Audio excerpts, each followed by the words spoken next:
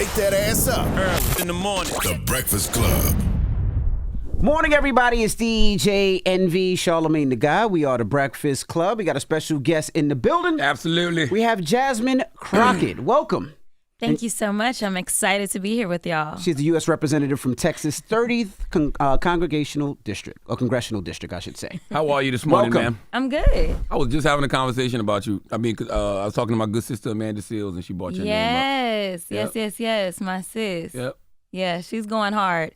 Amanda is really doing the people's work as far as I'm concerned, right? Mm-hmm. Because Amanda has leaned in and said, listen, there's certain things that I don't know about politics. So if I don't know these things, I got to make sure that I'm communicating to the people that follow me so that they can better be informed about what's going on. So she will pick up the phone and give me a quick call when she's got questions. Because I feel like you need people like her to be translators, right? Absolutely. Because I've always felt like the messaging from the Democratic Party sucks. You know what I mean? So that's the nice way of putting it. Yeah, okay. She's been able to translate it in a very digestible way for people. Absolutely. And, you know, it's just one of those things. I say the Democrats love to write a thesis. Yes. When really, when it comes to the Republicans, they like, what are note cards? Like, what are cliff notes? Mm-hmm. And that's what we need to do. People are busy trying to figure out how they're going to keep a roof over their head, keep food in their bellies, keep gas in the car. And we're giving out what literally looks like bills half the time. We're telling them, you know, thousands of pages of stuff, and people are saying, give me the top lines because I got to get to work. And so I think it is important to make sure that you have really good ambassadors that are delivering the message, but they are also delivering it in a very accurate way. Because we know that there's a ton of misinformation and disinformation that's out in these streets. I always tell people that sometimes you have to explain it like you're talking to a child, because sometimes people don't necessarily understand politics, right? Absolutely. And when we're in school, a lot of times we take those classes just to get through it because we're more concerned with our major. Absolutely. What got you into politics? Oh, Lord. Clearly, I need my head checked, but... No, for me, you know, I actually practice law. So I've been licensed, I think at this point, for about 18 years in Texas, Arkansas, and federal courts. And as I was walking into court, whether it was the civil rights cases or the criminal defense cases, I would walk in and I would say, this system is not working. Like when you walk in and you know that you're going to lose because the laws that are on the books don't work for people that look like me and you, then I'm like, something has to be done. And maybe it's because the lawmakers just don't understand what they're doing. Now, I found out that they absolutely understood. They know what they're doing. I was the green one, but that's what drove me into politics. And my very first race for the state house in Texas, oddly enough, a man by the name of George Floyd ended up being killed between my primary and my runoff. Mm-hmm. And when I was running initially, I said, we're in the midst of a modern day civil rights movement. And people thought that I was like being extra when I said that. Mm-hmm. But ultimately, like when he ended up being killed, I'm like, this is what I'm talking about. Mm-hmm. Like if we don't start to understand how these systems work, who puts the police chief in charge, who writes the policies for the police chiefs, who makes the laws that allow for them to kill us and then face no retribution. Like, who does that? And so when I ended up participating in so many of the protests, and when I would go out there, I was like, what's the best role I can play? Keeping people out of jail. Mm-hmm. So I represented over 600 people pro bono during those protests, and no one ended up with a conviction that I helped. And so I made sure we got people out of jail. I made sure I told them what the law was. And I made sure I told them, now, how do we go from policy, or how do we go from protesting to policy? Right. And ultimately, that's why I think I was successful. And I think that, you know, we have to have more people that didn't grow up saying, I'm going into politics, but we have to have more people that say, you know what, something is wrong with my community and I need to step up to the plate. So what's your job in politics? If somebody would say, well, what is Jasmine Crockett's job? What do you do? Black Congresswoman. Yeah, that's what I am. Mm-hmm. No, I'm just kidding with that. No, so my job is to write the laws. We write the laws for the entire country. Mm-hmm. But beyond that, the biggest thing that we do is we hand out money. Mm-hmm. We are the ones, and that's what we're not doing right now. When everybody's like, oh, the government is about to shut down. What does a shutdown mean? That means that we're about to stop delivering money. So we are supposed to appropriate all the money. So when people say, hey, we got to pay our taxes, whether it's corporate taxes, personal taxes, whatever monies we actually collect into the treasury, we have to then disseminate that money. So when people are saying, hey, we don't have money coming to our community, actually, you may have money coming to your community. The question is, what are the people that are in receipt of that money doing with the money, right? So in a state like Texas, a lot of times we say, listen, Greg Abbott, he not about this life.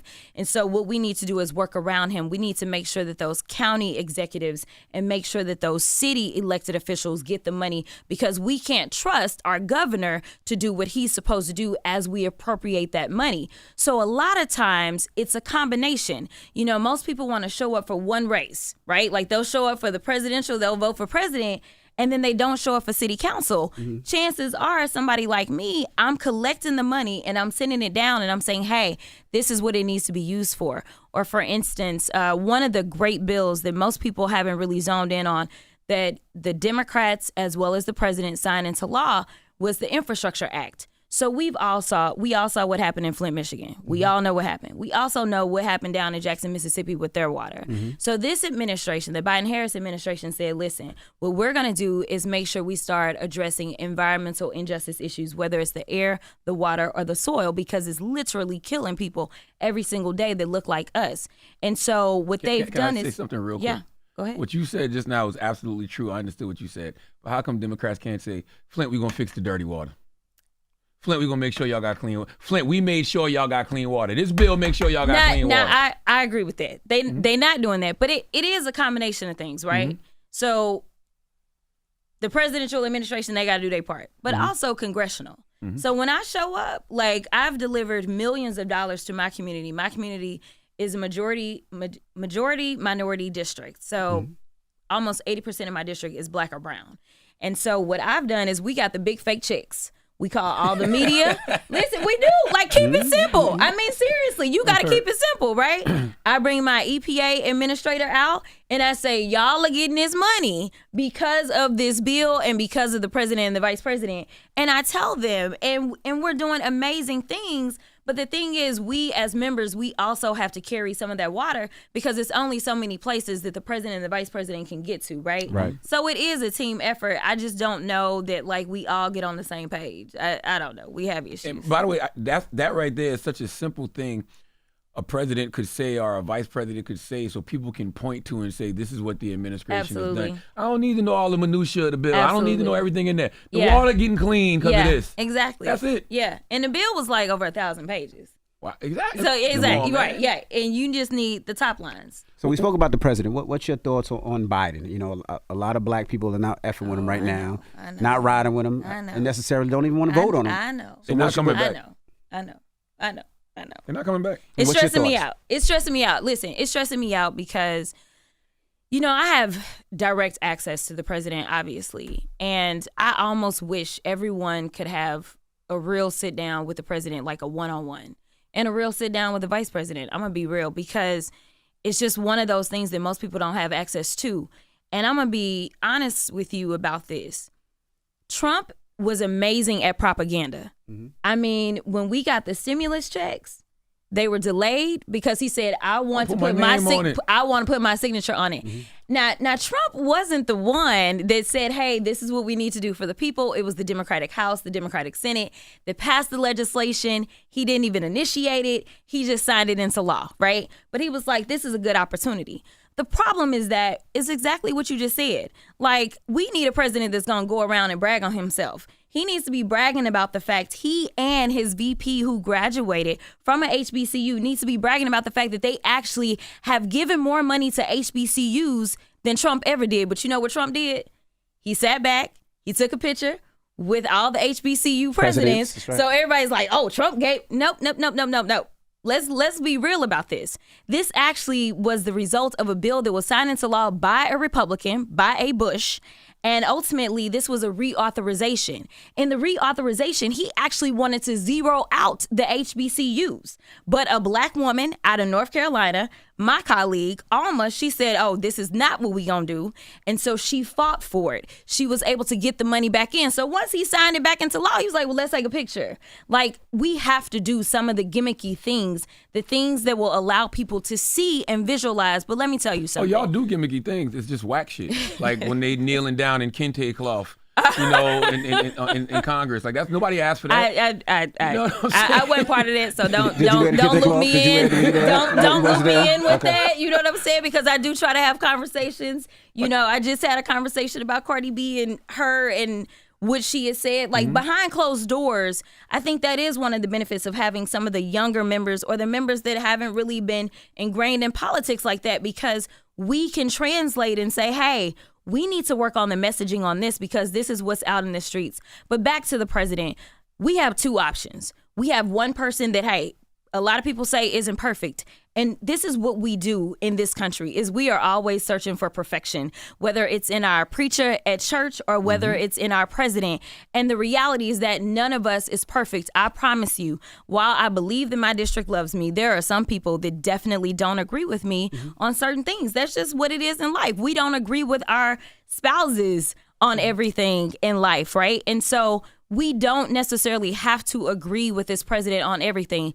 But let me tell you something. He at least is not a danger. My concern is the fact that Trump is an actual threat and danger to us, whether it's our democracy. This is somebody that sat back and said on day one, I'm going to be a dictator. Do we not understand what it means to have a dictatorship? Like in this country, in the land of the free? And let's talk about like when we really look at his homies on the Republican side, we've seen the dysfunction in the Republican House. We've seen what they want to do. All they have is chaos. And so until somebody comes at me and tells me, hey, this is a policy issue that Trump is trying to bring forward, he ain't brought no policies to the table. He won't even debate because he knows that he doesn't have a stance. The only thing that he's trying to do is make sure he can stay out of prison. And listen, I can appreciate the hustle. I can. Right? But the reality is that we have always been subjected to the prison system in this country. That's right. And he should not be above the law. And that's the only reason that he's trying to get back. So, I agree with everything that you just said. I mean, I get it, but you like, it's not changing. I agree with everything you said, but it's still the Democrats' fault. And I'll tell you why. Okay. There's also a third option. The third option is the couch. You got Trump the criminal, Biden the coward, and you got the couch. I'm going to argue the couch might win. I argue that the couch means that Trump wins. Yeah. I argue that like it may be three options, but we got 2 out of 3 comes up with Trump, and I think that that's a problem. And for everyone, a lot of people don't think Biden is mentally able to. Oh, that's agree with that. The reason I say that is because we've seen so many things of it seems like early signs of dementia, right? And anybody who's been around anybody that has dementia, when you start seeing things like that, it brings you back to those moments. Now, when he's not in those moments, yeah, he seems fine. But it's those moments that scare you because anybody that knows somebody in dementia, it comes fast and it comes with time. So you're talking about another 4 years. And 4 years, he's not getting no younger. He needs to just step aside. That's the reality. He's not getting any younger. None of us are getting any younger. But I might add. And I'm sure you've seen some of the things that people have been talking about. No, but I'm going to say this. Congresswoman, does he need to step aside? No, I'm not going to say that. He needs to step aside. We going to lose. We going to lose. We for sure going to lose if we don't have Joe. He said there's 50 other people in the Democratic Party he thinks could beat Trump. He said that. So if there's 50 other people he thinks could beat Trump, he needs to step aside. Listen, I'm going to tell y'all this. First of all, it's not going to happen because we have deadlines. Like, for instance, my filing deadline is going to be on Monday in Texas. Like, you don't have time. But if he steps down, they have to change the rules. No. He will still be on the ballot. It's just like people die and still end up on the ballots because like the rules are the rules. So the reality is that we don't have time to even get somebody onto all these ballots, not to mention the amount of money that it takes to run campaigns. Like, it is just not realistic. And here's the deal. We have a president that has accomplished so much. And so right now, everybody like, well, forget the accomplishments. They need to start selling and telling in a very short sentence exactly what they've accomplished. When is it that somebody is excelled and then people say, well, step aside because you old? Because that's essentially what it amounts to. And I hear you on what you're saying. It's not about old. Old has nothing to do with it. We talked about him not getting younger. For me, I said it's the dementia of what I've seen. Like this, like my dad is dementia of what I see.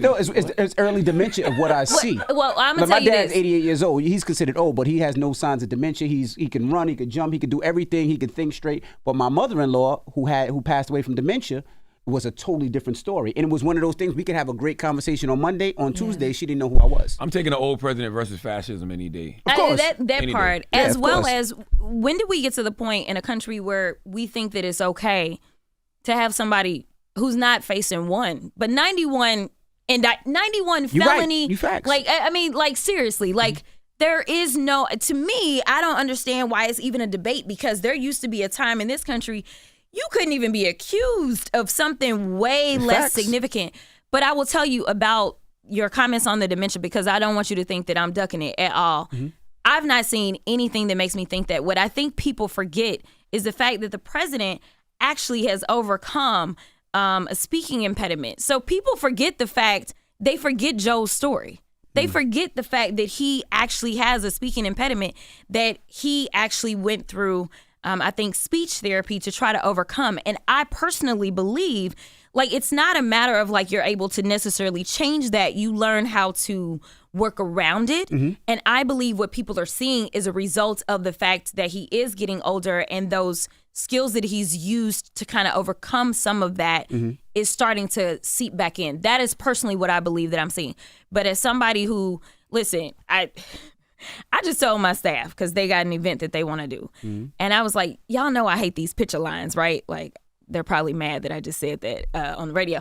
But, like, we have to do these picture lines. Wait, what's a picture line? Basically, you know, when you have an event, then everybody wants to take the a line of people waiting for a picture. Yes, and so you don't get to enjoy the event, because you're just standing there, you're taking pictures the whole time. Everybody else is mingling.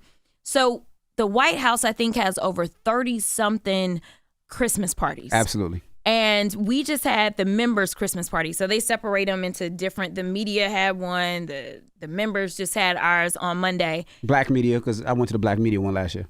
So I love saying no to those. I love it. I live for it. They're a good time. You should do just to do. Okay, fine. So anyway, but literally, they were standing there for hours. And I remember somebody, like, staff was like, President, do you need a break? He was like, nope, I'm good. Like, he never got to mingle, and he was up there I couldn't do it. I don't like to do it for an hour. So those are the things that people don't see, is the behind the scenes, and how, I mean, this man wakes up early, he works late, and, you know, I remember the only time I've been into the Oval Office, he brought a small group of us in, and he was talking to us. And when I tell you that he can remember stuff back way, way long ago, and I probably can't tell you what happened about 2-3 years ago. I'm like that. I mean, I can't give him credit for that. I mean, I'm just saying, like, he man's really been alive since 1901. He has memories from so that. what I'm not gonna do this. I'm not gonna do. I also want to point out, while everybody wants to talk about our president is old, we got old versus old. I just want to be clear about that. But okay. You know the other problem? They both AARP. Like, let's be honest. Absolutely. And I talked about this on the Daily Show this week. The other problem is Democrats have demonized every Republican candidate forever. Since I can remember, everybody was, think so? Yes, everybody was the person that's going to end democracy. Everybody was the person that was going to usher in fascism. Everybody, they've demonized everyone. John McCain, Mitt Romney, George Bush. I remember when George Bush literally was like the Antichrist to people. I know. Now him and Michelle hugged up every time you see them. So it's like now, when there is actually a threat, nobody believes you, because that's all Democrats ever sell is fear. I think that the Republicans sell fear more than anybody. Of the other side, though. Yeah. I mean, I will agree. I think that what we've seen politics shift, right? So we never thought we would have a Trump. And so, yeah, in that time, a Mitt Romney or a George Bush was extreme, right? But now we got people that have literally said no to reproductive access. We have people that are under federal indictments or felony indictments. I mean, my attorney general is out here telling doctors that he's about to prosecute them if they abide by a court order to save a woman's life. Like, this is what we're living in. So no, it is definitely next level when you're talking about the fact that people who should be in prison, who haven't faced their charges for over 7 years, are going out and trying to send other people to prison who are actually trying to do their jobs. Right now, doctors are facing up to life in prison in the state of Texas if they have anything to do with abortion, even if it is medically necessary, because you had idiots that don't understand anything about medicine writing the laws for doctors to follow, and the doctors are like, we don't understand what this is. Mm-hmm. Yeah, so I mean, it is extreme. I just think I think Democrats became the party who cried wolf. And you may be right. You know? I wasn't in politics back then. I mean, you may be right. I mean, I was voting, I was paying attention, and I agree. I never felt the angst. It's mm-hmm. more so the angst that got me into politics. Mm-hmm. It was the fear. I remember when Trump got elected, I was researching what it would take for me to get my dual citizenship between the United States and Canada, because I was like, I don't know if I'm gonna need to get up and out of here. What do you think I've been doing the past year? What have I been saying in this room for the longest? I mean, I'm not even exaggerating. Like, I'm not either. I already know what's about to go. No. I'm not either. I mean, that was a fear moment for me, and a number of my colleagues, especially in my current class, were like, that's when they got engaged and was like, wait a minute, ain't nobody coming to save us. I'm gonna have to step up and save us. You know what I'm saying? So like I need people to understand that, like, none of us is perfect. We will never give you the policies that you believe are perfection on this planet. It's just not going to happen, especially because Democrats do believe in governing, right? In governance, that means that at some point in time, you probably have to compromise. So we will never give you exactly what you want, but what we will do is do our damnedest to make sure that you are safe in this country. And you know, people don't understand from a foreign policy. Like, I really just want people just one day to sit down and Google some foreign policy stuff. Mm-hmm. From a foreign policy stance, I am very concerned about our safety in this country. People weren't giving Tuberville a hard time as it relates to our military. Mm-hmm. And the Republicans only decided to step up once they were like, okay, this is reaching a fever pitch. We just had to authorize 400 promotions.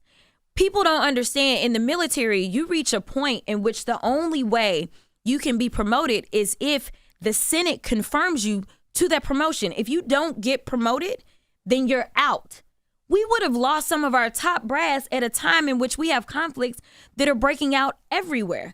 That is a problem. That is a national security problem. People don't understand. I know people are all upset about funding Ukraine. I know they upset, right? But they don't understand that we had the authority to send our stores to Ukraine, the stuff that we had to protect us. So right now we need to replenish. So a bunch of that money is to replenish our own stores of ammunition right now. So it's not just about, it looks like, because the top line is funding, and it's not kind of getting into the minutia. But we need to make sure we're safe. And people need to also understand that if Putin is successful in Ukraine, then he next most likely goes to maybe Poland. If he goes to Poland, that means that our troops, our husbands, our brothers, our sons, our sisters, our mothers, our cousins, our aunties, they're the ones that are actually going to go into war. So we are talking do about a draft? No, they already signed up. You know why they we're about to send our service members in. So like, this is a matter of like keeping us safe as well. Like, we would rather spend money and say, hey, you want to defend yourself? Yes. We want to see you take down this army. You're absolutely right, but people want to eat right now. I agree with it. If I'm in St. Louis or South Carolina or Texas and I ain't got no money, I don't disagree. I don't got no roof over my head. I don't disagree. I don't care about none Eggs of that money going over to you. No, listen, I agree with all of that, but let me tell you who the enemy to that is. It's still the Republicans. I sit on the Agriculture Committee. Right now we have the Farm Bill. The Farm Bill is where we get the SNAP benefits from. Guess who trying to cut the SNAP benefits? Republicans. Guess how much people, I just want y'all to guess. How much do people get a day for SNAP benefits? I forgot. It's millions of dollars, though. No. One person a day. One person. To eat. How much do they get? What, $300 something? A day. They get $6 a day. $6 a day is all that they're getting in SNAP benefits. And I'm having a fight with Republicans that are like, it's too much money. Well, they buying popcorn. You can't do nothing with the money in the first place. They're like, well, we need to balance the budget. So I just want to be clear. We can walk and chew gum. $6 a day. We can feed people in this country for sure. And honestly, we need to be making sure that we're increasing the amount that they're getting, because we know how much food is costing. But right now, I'm trying to hold the line and just get the daggone $6 a day.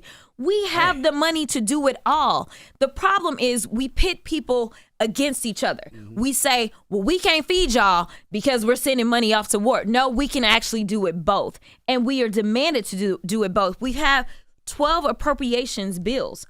The Republicans can't get none of them passed because the extremists say we want to cut it all. For people that are complaining about housing, we had a bill. You know what? When they put their appropriations up, they wanted to cut 30% of HUD.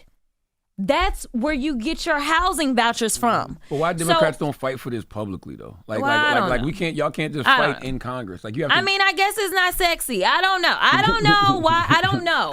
Because it looks like Democrats are always just laying down and rolling over and letting Republicans just run all over them. That's why I get it. That's why you go viral when you call the GOP out and call them a bunch of asshole Republicans, which you did. Yeah. Why did you do that? Because they are. What you mean? I know, but what was the specific thing that made you, that triggered you that day and said, nah, I'm tired of this shit? Yeah. When I sit there, the oversight committee is where all the drama is. This is where the impeachment inquiry is. And, it's insulting that we have idiots like Marjorie Taylor Greene, Lauren Boebert, Paul Gosar, Jim Jordan. I mean, you just name all of the nonsense Republicans, and they sit on this committee and they sit there so high and mighty and they talk noise constantly. And they're like, oh, the Biden crime family. And I'm like, I'm sorry, have you met the Trumps? Like, who is it that's in court every single day or every other day with something, whether it's the fraudulent businesses that he's run or whether it's his criminal issues on the state level, on the federal level, and you're trying to make something out of nothing? Is this what we're doing? Is it nothing? No. I mean, Hunter did just get indicted on 9 new tax charges. Okay. All right. So we gonna so we gonna go to Hunter. We did see him on video smoking crack. Listen to me now. Okay, I don't know if it's a crime family. I'm gonna say but he's committed some crimes. Okay. Well. Allegedly. Okay. There we go. Because I'm the criminal defense attorney. But I will say this: he has been charged for paying his taxes late. Or filing his taxes late.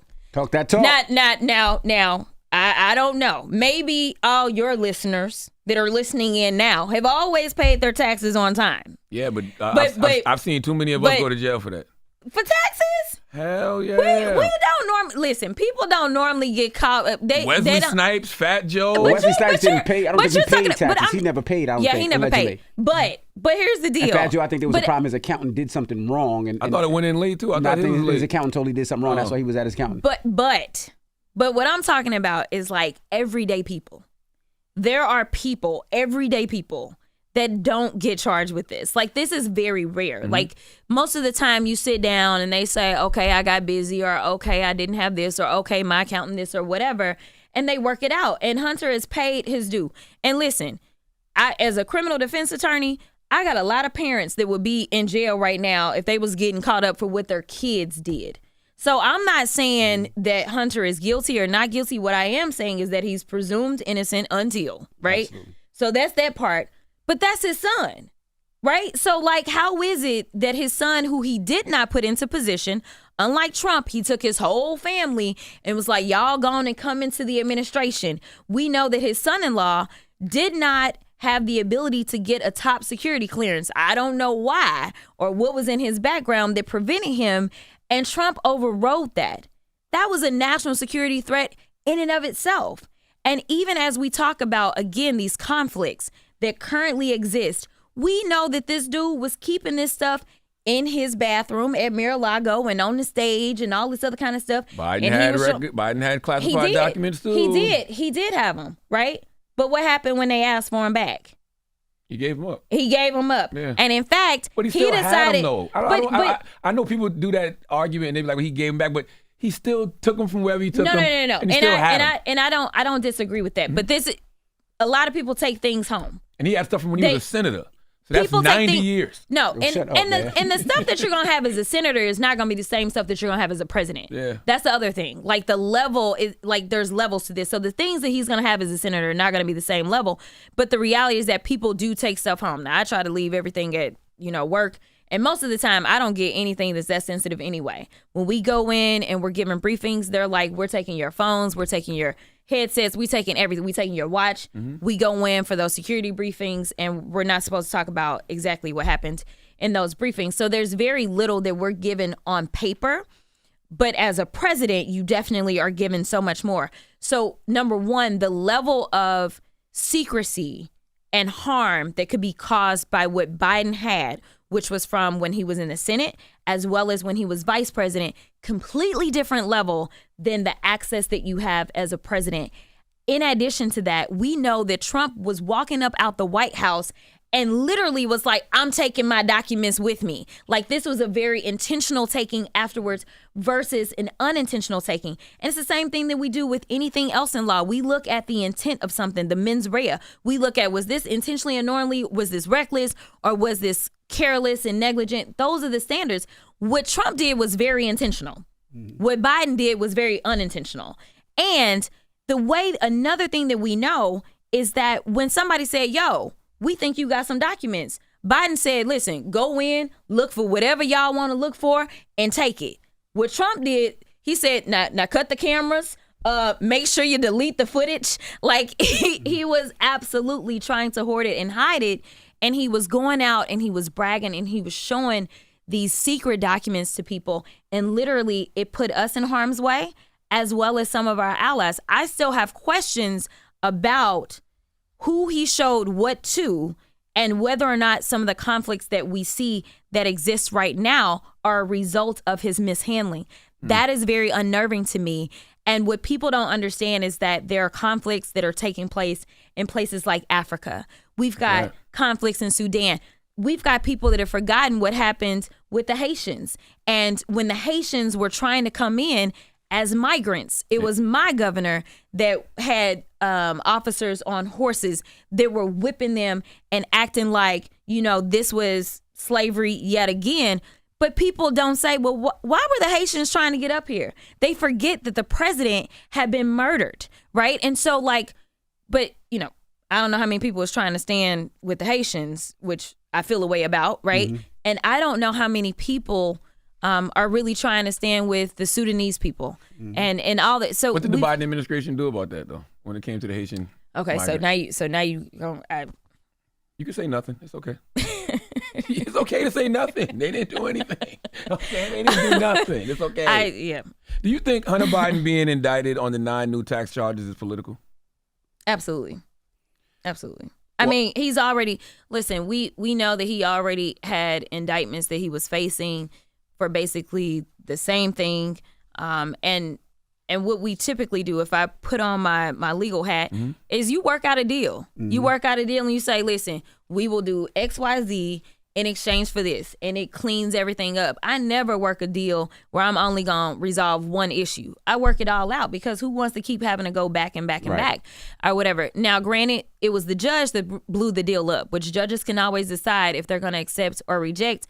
But I think it's a little disingenuous of the DOJ in general to say, all right, well, it's a free-for-all now. You know what I mean? This isn't, like George Santos, right? Like, for instance, this dude was like, no, I ain't taking your deal, right? He had 9 counts. So the AUSA comes back and was like, okay, if we gonna have to try it, then we gonna try it, bro, right? So superseding indictment. Now you got 23 counts. This wasn't that type of situation. You had someone who said, I am accepting responsibility. I am willing to do what needs to be done to fulfill the requirements and moving on. So I think that, it's a little different. And I do think that it's politics. But this is the world we living in. It's a election cycle. Them talking about impeaching Biden is definitely politics. Oh my God. They've said that.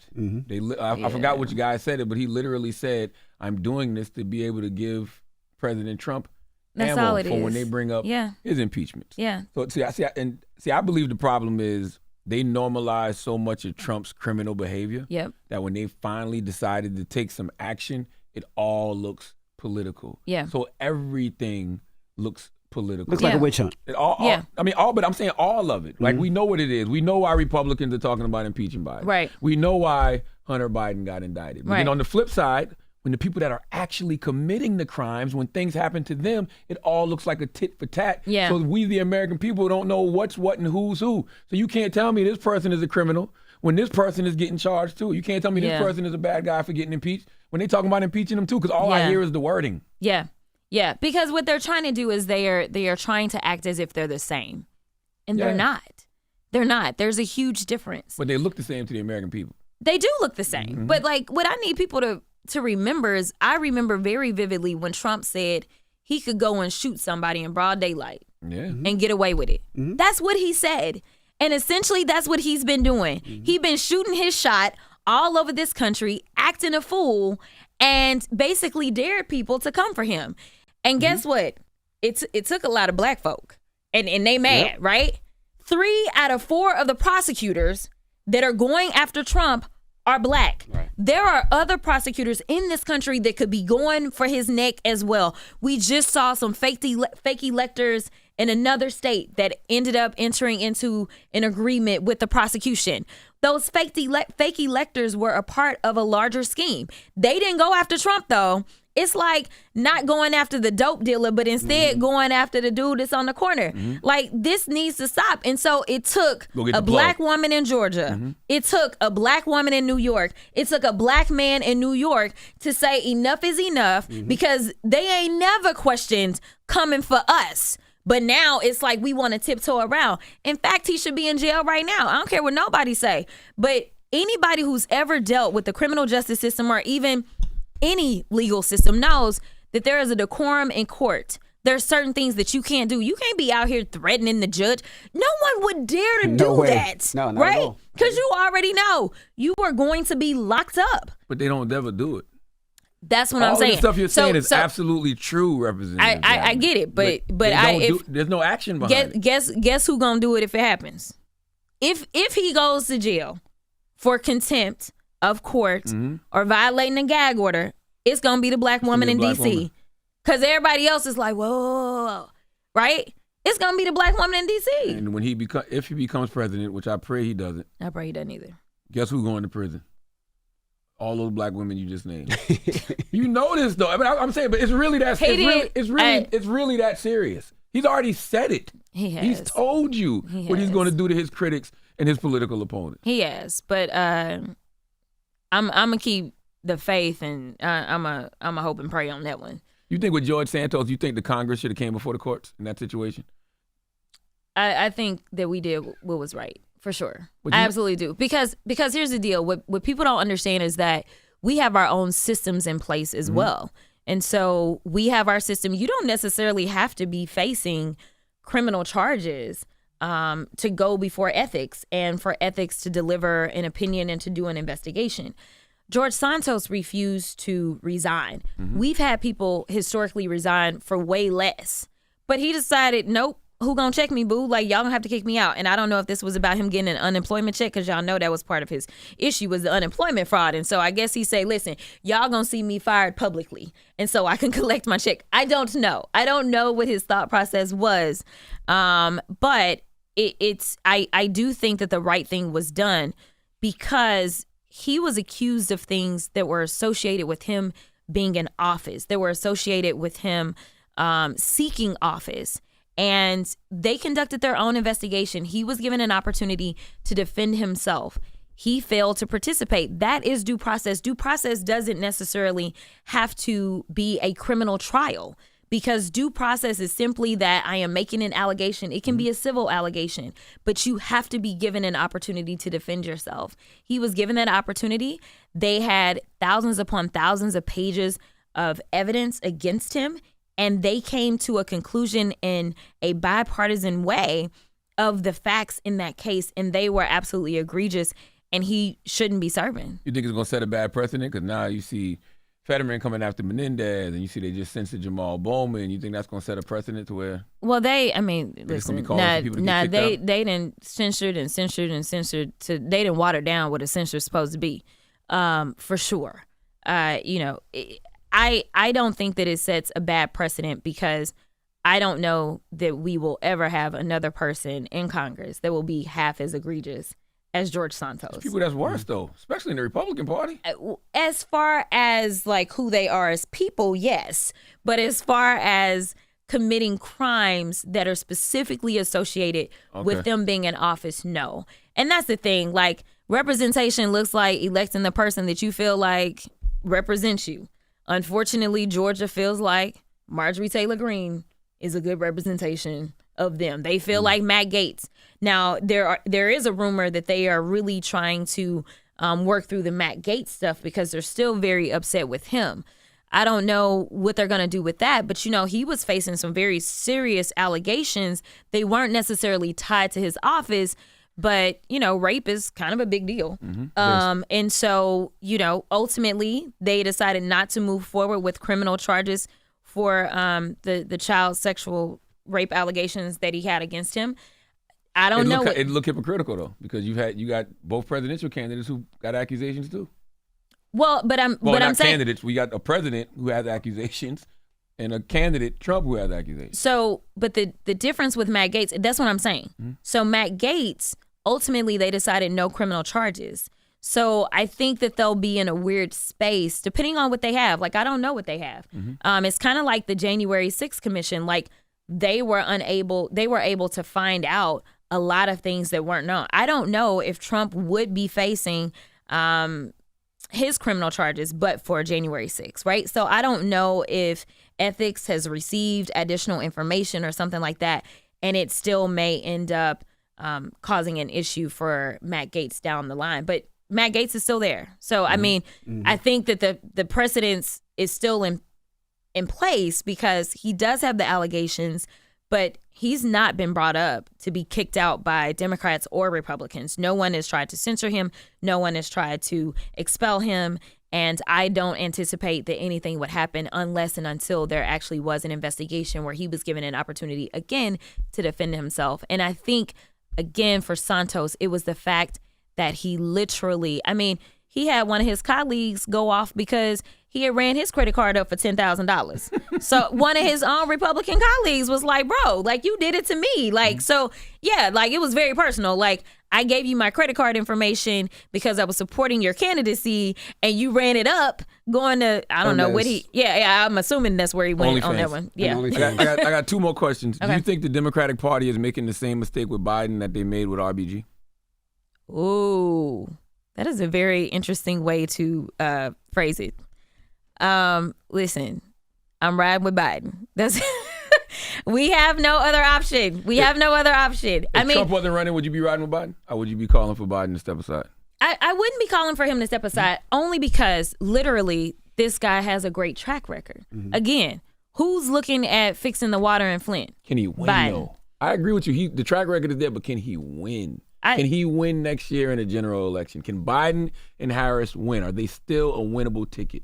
I think they are. I think that we got a lot of work to do. And I think that, you know, we tripping if we feel like we got this thing in the bag. I don't think we should ever underestimate the power of Trump and his cult. We should never do that, right? And I also think that it's important for people that have historically felt like they were left out, ignored, or just taken for granted. I think it's important that we have the conversations with those communities and tell them that no, we are fighting for you. Like I just said, most people don't know $6 a day and the Republicans trying to snatch it. That's crazy. You know what I'm saying? Yeah. Like, no, like, we can do this. Like, don't do this to us, right? Like, or the fact that you want to make sure that housing vouchers aren't available when we're dealing with a housing crisis in this entire country. Like, no, we are trying to fight for these things. And listen, if you let them in power, you may not have a roof over your head, for sure. You may not have food in your belly, for sure. So, like, we are fighting for these things, and it is a team effort. I think that what we do is we give too much power to the president. The president isn't a king. That's not what we have in this country. It takes an entire team. So I need people to understand that they need to research who is running for the state house so you don't end up with a George Santos, because that was a democratically held seat and a Democrat needs to take it back. So, like, I need people to say, yes, we've got the president and the vice president, but they can't get nothing done by themselves. They still need a Senate that's going to work with them. They still need a House that's going to work with them. And so we put so much focus on the president as if he is the one person that can do it all. And that's just not what it is. I need people to start putting some pressure on these members that are sitting in the U.S. House as well as the U.S. Senate and making sure that they're researching them and they're voting for the right candidates so that we can get the right team. Because last time we had the House, we had the Senate, and we had the White House. And everybody's like, why didn't y'all codify Roe? Like that's been like a major blast, right? That's because y'all had people. It was the Senate. The Senate was the problem. But it was two of y'all people constantly holding stuff up. In the Senate, Joe correct. Manchin and Kirsten Sinema, and now nobody flexed on either one of them. Donald Trump. I'm talking about Donald Trump would have had a nickname for both of them. Oh, Donald Trump would have been calling them out. Donald Trump would have been putting pressure on them. Yeah, but look at this.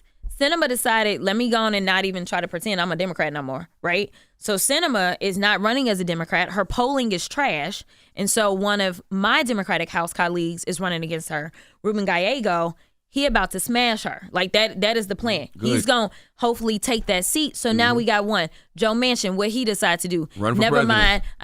Oh, Jesus. He's going to run for president. Okay, we not And gonna, guess what? When he runs for president, I don't want to hear nobody that's a Democrat talk shit about him because y'all didn't talk shit about him. I did. So you said nobody. Well, you're right. I'm sorry.